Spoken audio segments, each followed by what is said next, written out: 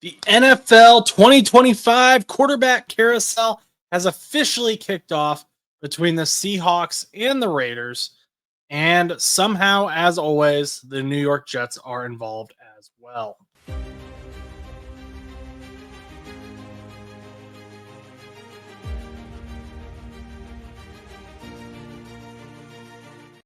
All right, everyone, let's talk about Geno Smith getting traded to the Las Vegas Raiders tonight, Friday, March 7th. I am Josh Butts. This is No Butts About It. So, first of all, Stan, he put out a great video. He helped me out. I was busy at work and he put his thoughts out in that short. So, make sure you go and watch that real quick. Nice little 30-second clip. But now it's my turn. It is my turn to get my thoughts out. And let's first just look at this Geno Smith deal. So Geno Smith, he has 1 year left on his contract.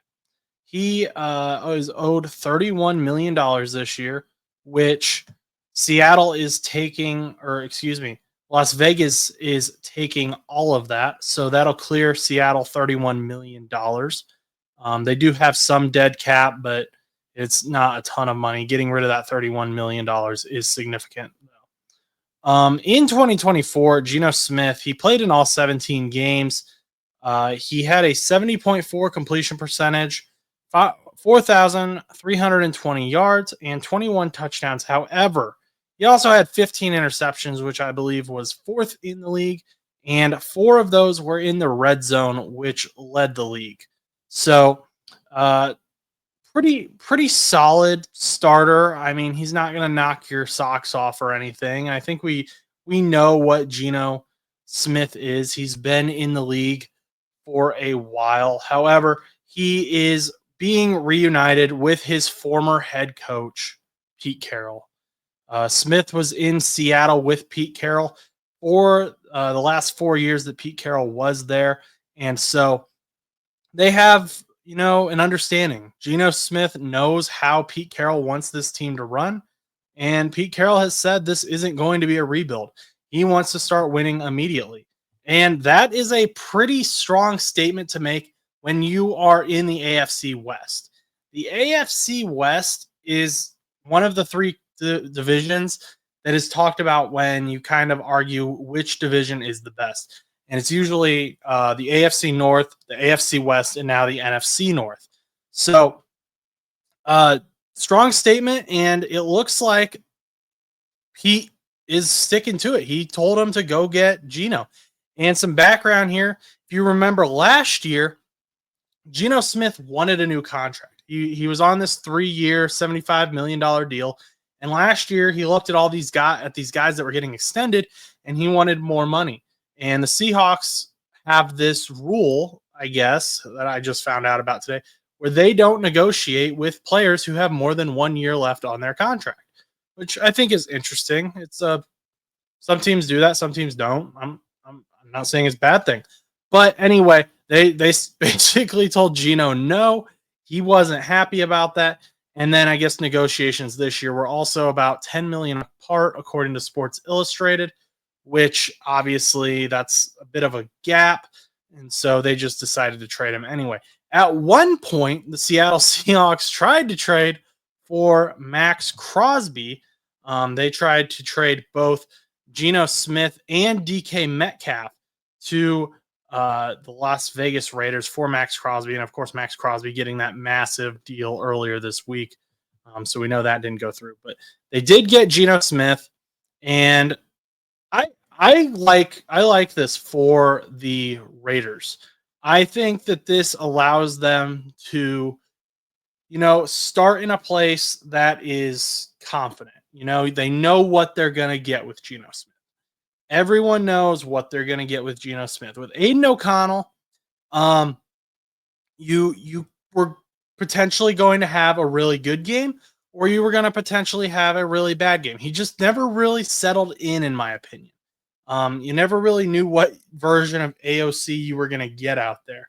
The quarterback, not the politician. But he never got there yet. He hasn't gotten there yet.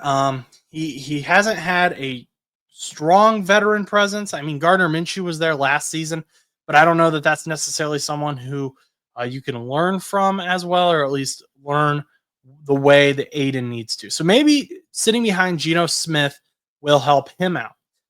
It also opens up, they can draft a quarterback, like Stan said. Stan said, hey, like, draft a quarterback in a mid-round, final day pick. Make it so he doesn't have to start year one. He can sit behind Geno Smith. He can sit behind Aiden O'Connell. I mean, Aiden O'Connell's still on a rookie contract through 2026. So it's not like Aiden O'Connell's costing you a ton of money. I think it's like $1 million a year or something like that. So let them sit behind there, let them develop, and then maybe you can get something. Stan specifically said Jackson Dart. I know Stan has some solid thoughts about Jackson Dart. He's got some high praise for him. Doesn't think he's a day one guy or anything, just thinks he could be sneaky. But this allows the Raiders to kind of, have multiple options because they've taken care of the most important player on the field. And now, like, there's going to be people, I've already seen it, who are going to say, well, Geno Smith, he's old or he's older, he's 34, and maybe they should draft a quarterback day one. And last year, there were people who were saying they should draft a quarterback day one. And the Raiders reportedly even tried to, but they were all gone. They couldn't trade up, and they ended up with Brock Bowers, which I think they're okay with.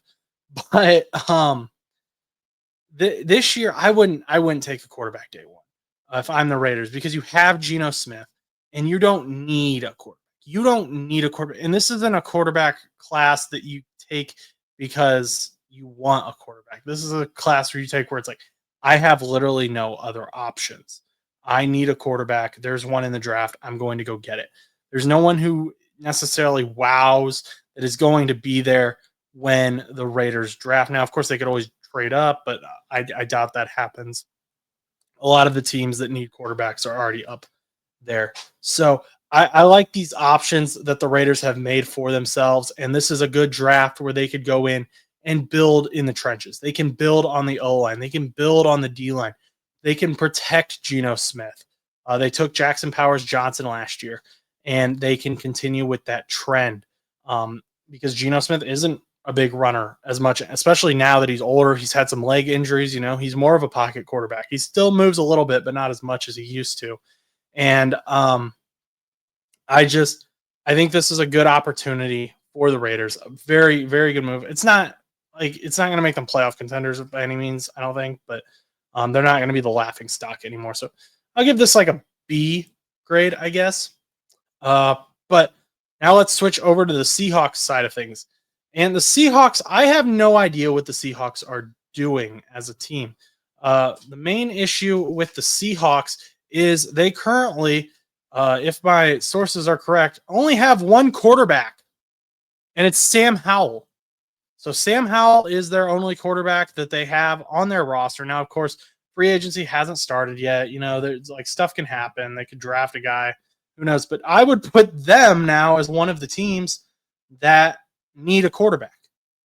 However, they did just enough last year that I don't believe they made the playoffs, but they just missed the playoffs. They were 10-7. So, like, they're going to be pretty far down in that draft. And again, like I just said, there's all the guys who have the potential to wow. They're all like going to be taken by the Browns, the Titans early on. I don't think they're going to be there. So you're going to have to go sign someone in free agency if you're the Seahawks. But then the Seahawks are also, they've got DK Metcalf requesting a trade. You've got, they released Tyler Lockett. What are they doing? Jackson Smith and Jigba, he was just like, what is going on? He put that on X. Like, everyone's leaving me, huh? And I don't blame him. It's kind of crazy. I do not understand what the Seahawks are doing. Mike McDonald, maybe he just is like, hey, we're just going to clean house. I want to build my own team. And that is a completely understandable thing. But I hope he just comes out and says that at some point. It's just transparent with the fans, because otherwise it's just going to be rough, I think. And hopefully, if he's not transparent with the fans, I hope he's at least transparent with the players. so that they understand what is happening and what they are contracting into. Um, it it just I don't see much promise here for, and there's some young players on the Seahawks, especially the defense, that they can put something together. And Mike McDonald's a great defensive mind, but that offense is going to be rough. I think now that Jackson Smith and Jigba is presumably your wide receiver one, but we will see what happens here. He kind of got thrusted into that free agency, could kind of fix some things here. I'll be interested to see what the Seahawks do. But as for this trade, I would give it like a C plus, I guess, because draft picks do have potential. Third round pick isn't bad, but I'm just very confused by what their plan is here. See what they can get for DK Metcalf as well. That could be potentially good, or he might stay and play out the rest of his contract. I just am not super high on, I guess, the Seahawks this year as they stand right now. I'm higher on the Raiders and what they've done so far, which feels weird to say, but that's where we are as of now on March 7th, 2025. Now, I said at the beginning of the video that the Jets were involved, and you're probably wondering by this point, okay, when are you going to get to it? And the Jets aren't involved in any talk specifically with like the trade itself. But it just seems like somehow everything at some point goes back to Aaron Rodgers or Davante Adams and the New York Jets.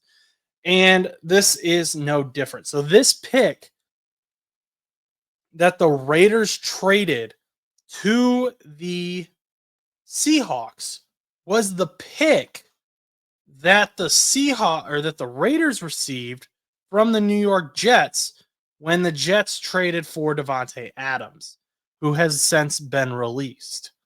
So this pick has traveled from the New York Jets to the Las Vegas Raiders, and now it's heading up to Seattle. And I, for one, am very interested to see where this pick lands up, and then also who it is. Who does Davante Adams and Geno Smith become? Who was that valuable? So that's quite interesting to me, and I like narratives. And another guy that really likes narratives is Aaron Rodgers. He loves his drama. He loves his spotlight. And I am gonna laugh.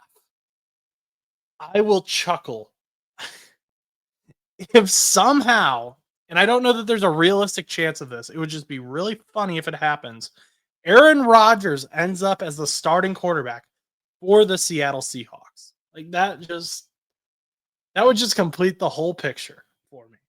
Aaron Rodgers, they just say, hey, we're in a rebuild, 1 to 2 year contract, Aaron Rodgers. And then, of course, Davante Adams. What does Davante Adams say? Davante Adams says he wants two things, one of two things, maybe both if he can have it. He wants to go out west, and he wants to be with Aaron Rodgers. And again, I'm not saying this is likely. I haven't seen reports of this. I'm just, playing a narrative here. If Aaron Rodgers goes to the Seattle Seahawks, who currently only have Sam Howell as their starting quarterback, and Davante Adams follows him, that completes this whole circle. And the Seattle Seahawks end up with the pick that the Jets traded to the Raiders for Davante Adams. And they end up with Davante Adams. And you get Aaron Rodgers in his spotlight once again. It just would be crazy to me. But, crazier things have happened in the NFL. I know people are still rooting for that Vikings line. I don't think that's going to happen between either re-signing Sam Darnold or trading J.J. McCarthy or starting J.J. McCarthy. There's so many things going on with the Vikings right now at the quarterback position that I don't think Aaron Rodgers is the current most likely thing. I'd almost put him starting for the Seahawks more likely than starting for the Vikings at this point. But we'll see what happens. The NFL season is crazy. Let me know your thoughts about the Geno Smith trade down below. Do you like it? Do you hate it? Who do you think the winner was? Make sure you like, comment, and subscribe. I'm still working on my draft prospect videos, hoping to record some more of those. I haven't had time recently which sucks because I do enjoy making those. But I do have a bunch of tabs open on my computer right now with information about them. So make sure to subscribe so you don't miss any of those. And until next time, go do something nice for someone.